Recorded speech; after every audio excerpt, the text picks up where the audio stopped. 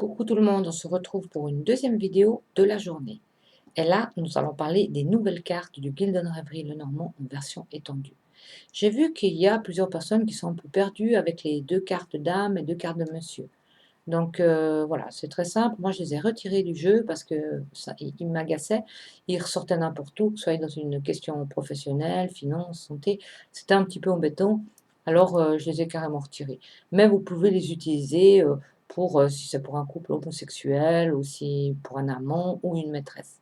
Moi, c'est du tout, je les ai retirés parce qu'elles commençaient vraiment à m'agacer. Elles sortaient, il y avait plus de sens pour finir. Mais là, nous allons parler aussi des nouvelles cartes, hein, parce que je vois qu'il y a certaines personnes qui peinent avec les nouvelles cartes, ou alors il y a toujours la possibilité de vous procurer mon livre où vous avez toutes les informations sur les nouvelles cartes. Alors nous allons regarder ensemble les nouvelles cartes pour ceux qui n'ont pas le livre et qui peinent un peu. Alors comme vous l'avez constaté, il y a dans deux cartes numéro 12, il y a les oiseaux qui sont les commérages, les dialogues, les concons, et il y a les chouettes, qui sont plutôt des dialogues profonds, pleins de sagesse, et surtout, elle conseille aussi cette carte de prendre des conseils auprès de nos sages, des personnes plus âgées, d'écouter les bons conseils de notre entourage. C'est une très bonne carte positive. Ensuite, nous avons la carte de l'horloge. L'horloge représente le temps. Ça veut dire que le temps prend une importance primordiale dans la question, et là où elle se trouve. Donc, qu'est-ce qu'il va falloir?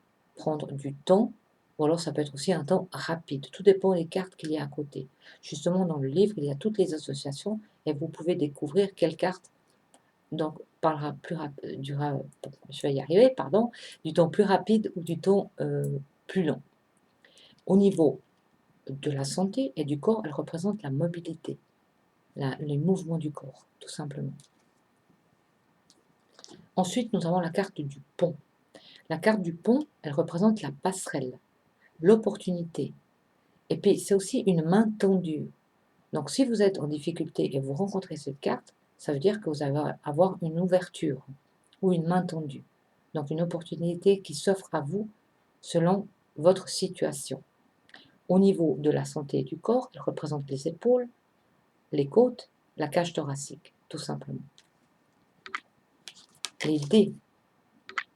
Alors, les dés, cette carte, au départ, quand ce Gildan Reverie est sorti, certaines personnes disaient que c'était la carte de la chance. Non, c'est la carte du risque que l'on prend. Donc, attention aux risques que vous prenez. Donc, les risques peuvent vous réussir comme ils ne peuvent pas vous réussir. Si vous rencontrez cette carte dans le domaine financier, faites attention à vos finances et aux risques que vous prenez, donc au placement, et peut-être si vous investissez de l'argent dans les jeux de hasard. Et les cartes suivantes vont vous dire si ce risque était bon ou mauvais. Donc, et au niveau de la santé et du corps, elle représente les maladies auto-immunes ou congénitales.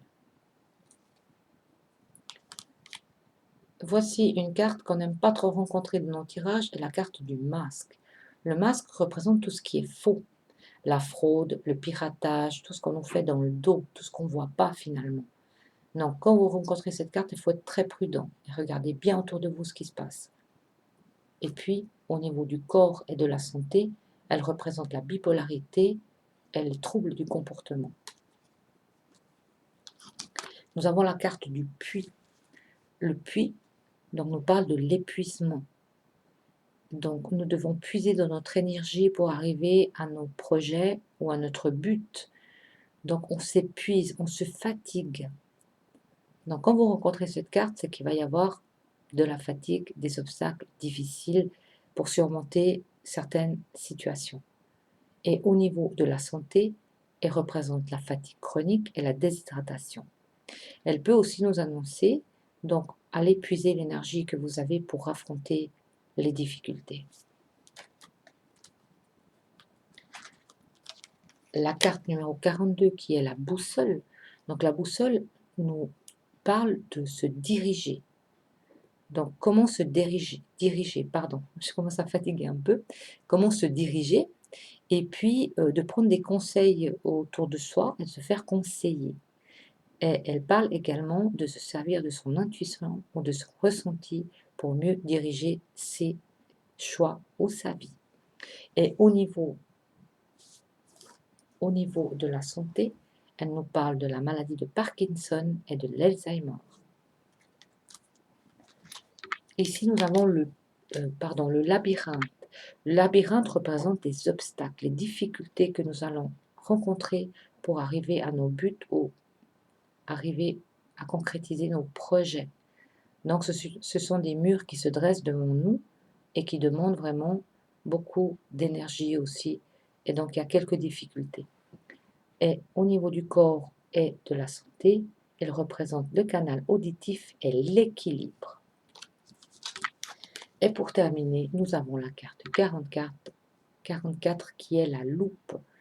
La loupe, donc, nous met en garde d'être attentif et d'analyser la situation, d'analyser les papiers avant de signer et d'analyser une situation qui vous paraît trouble. La loupe, aujourd'hui, pourrait représenter le virus, puisque dans la santé, elle représente les maladies bactériennes. Donc, la loupe, vraiment être attentif et analyser les situations de plus près avant de vous lancer dans quel que soit projet ou même dans une relation, ou même au niveau, par exemple, professionnel. Soyez attentif à ce qui se passe autour de vous et bien analyser ce qu'il se passe pour ne pas vous retrouver dans des difficultés professionnelles. Voilà, donc moi j'avais envie de vous présenter ces nouvelles cartes vraiment et de regarder ensemble. Elles sont très pertinentes quand même, c'est vraiment très sympa de les utiliser. Moi j'utilise tout le temps le Gilded Reverie. Alors pour le grand tableau, j'utilise que le traditionnel 36 cartes Petit Lenormand, parce que je me vois mal faire 5 rangées de 9 cartes, ça fait trop grand, les cartes sont grandes, donc je ne me lance pas du tout. Par contre, je les utilise pour approfondir une situation, ou les questions précises, j'utilise que le Gilded Reverie qui est vraiment top et parfait.